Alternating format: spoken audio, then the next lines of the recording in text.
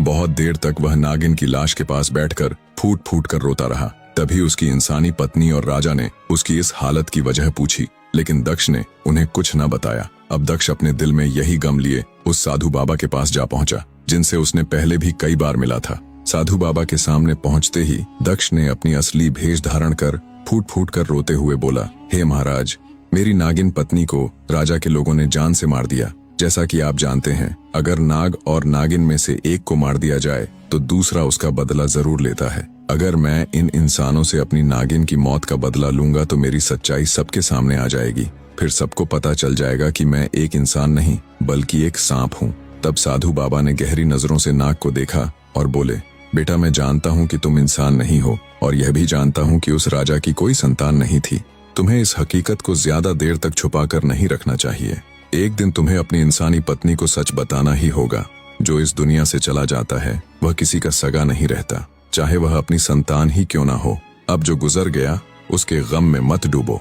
अगर तुम अपनी सांप वाली जिंदगी में वापस चले गए तो तुम्हारी नई नवेली दुल्हन तड़प तड़प कर मर जाएगी, और जिस दिन तुम्हारी सच्चाई सबके सामने आ जाएगी उस दिन तुम्हें सांपों की दुनिया को हमेशा के लिए छोड़ना होगा। और तुम्हारी पत्नी तुम्हारे लंबी जिंदगी के लिए बहुत दुआएं करती है। तुम्हारे लिए यही बेहतर है कि तुम अपनी इस नई जिंदगी को अपनाओ और इसी में खुश रहने की कोशिश करो। तब वह नाग अपने दिल को तसल्ली दी और अपने महल में वापस लौट आया, लेकिन वह उठते बैठते और सोते समय भी बहुत बेचैन रहने लगा। उसे यह ख्याल सताने लगा कि अगर उसके कुनबे वालों को उसकी नागिन पत्नी की मौत की खबर मिली तो वे उसकी नई पत्नी के दुश्मन बन जाएंगे। उन्हें यकीन हो जाएगा कि यह इंसानी पत्नी ही उसकी नागिन का कातिल है। वह सोचने लगा कि वे एक ना एक दिन बदला जरूर लेंगे। इस ख्याल से उसका दिल परेशान रहता। कई दिन की सोच विचार के बाद उसने अपनी पत्नी के पास जाकर कहा, मैं तुम्हें कुछ बातें बताता हूँ जिनका हमेशा ख्याल रखना। तब उसकी पत्नी ने मुस्कुराकर जवाब दिया, आप बताइए, मैं आपकी हर बात को मानूंगी। तब नाग ने कहा, कांच की चूड़ियां मत पहनना, मटर की फलियां मत खाना, ग्वालन से दूध लेकर मत पीना और फूलों के गजरे मत पहनना। यह हमारी रीत नहीं है, इसलिए इनसे बचकर रहना। उसकी पत्नी ने पूरी मोहब्बत और वफादारी से वादा किया और कहा, आप मुझ पर भरोसा रखें, मैं आपकी हर बात हमेशा याद रखूंगी। कुछ दिन गुजरने के बाद एक चूड़ियां बेचने वाली औरत उनके महल में आई। वह अपनी चूड़ियों की खूब तारीफ करने लगी। उसकी चूड़ियों की खनक और चमक वाकई दिल को लुभाने वाली थी। राजकुमारी को भी वे चूड़ियां बहुत पसंद आई, लेकिन फिर उसको अपने पति की कही बात याद आ गई। तब उसने खुद को रोकते हुए कहा, चूड़ियां तो बहुत अच्छी हैं, लेकिन मैं क्या करूं? कांच की चूड़ियां पहनना हमारी रीत नहीं है। तब चूड़ियां बेचने वाली औरत हैरान होकर बोली, अगर कांच की चूड़ियां पहनना आपकी रीत नहीं है तो अपने पति से पूछिए कि उनकी जात क्या है। रात को जब नागपति घर लौटा तो राजकुमारी ने झिझकते हुए पूछा, हे मेरे प्यारे प्रीतम, आपकी जात क्या है? तब नागपति आश्चर्यचकित होते हुए और गहरी सांस लेते हुए कहा, मेरी जात मत पूछो राजकुमारी, वरना तुम बहुत पछताओगी। राजकुमारी खामोश हो गई, मगर वह हमेशा सोचती कि आखिर उसके पति ने उससे ऐसा क्यों कहा। ऐसे ही कुछ दिन और बीत गए। फिर एक रोज उसके महल में एक मालन फूलों के गजरे और मटर की फलियां बेचने आई। उसने अपनी चीजों की इतनी तारीफ की कि राजकुमारी का दिल उन पर आ गया, मगर उसने खुद को फिर रोका और कहा, फूलों के गजरे पहनना और मटर की फलियां खाना हमारे खानदान की रीत नहीं है। तब मालन ने हैरानी से कहा, अगर ऐसा है तो अपने पति से उनकी जात जरूर पूछना। फिर रात को जब उसका पति राज्य से घूमकर अपने शयन कक्ष में आया तब राजकुमारी ने फिर अपने नागपति से उसकी जात के बारे में पूछा, लेकिन नागपति ने फिर वही जवाब दिया, मेरी जात मत पूछो राजकुमारी, वरना तुम बहुत पछताओगी।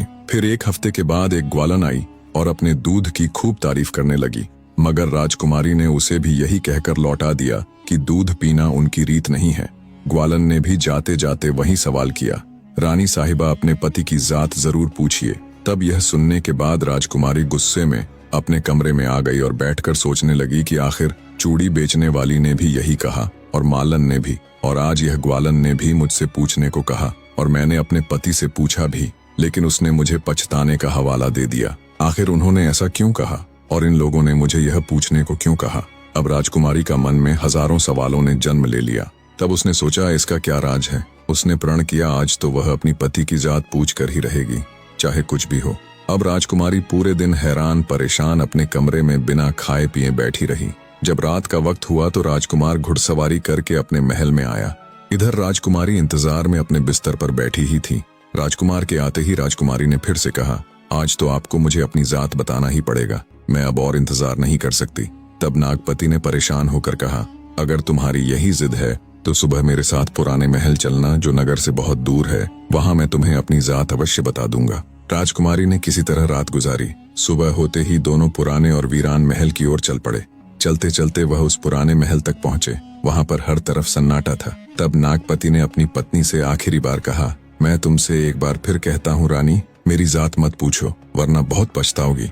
लेकिन राजकुमारी अपनी जिद पर अड़ी रही। आखिरकार नाग उसे एक बहुत पुराने घने पेड़ के पास ले गया, जहाँ पेड़ की जड़ों के पास कई छोटे बड़े सुराख थे।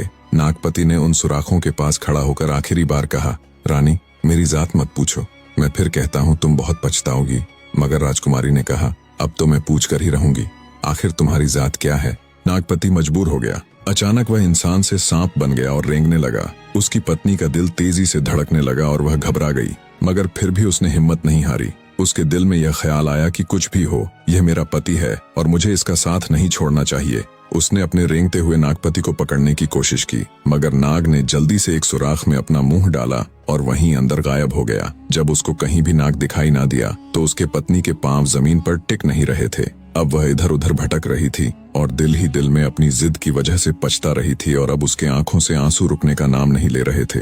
कहानी का अगला भाग बहुत जल्द ही आपके समक्ष उपलब्ध होगा। तब तक वीडियो को लाइक और कमेंट बॉक्स में हर हर महादेव जरूर लिख दें।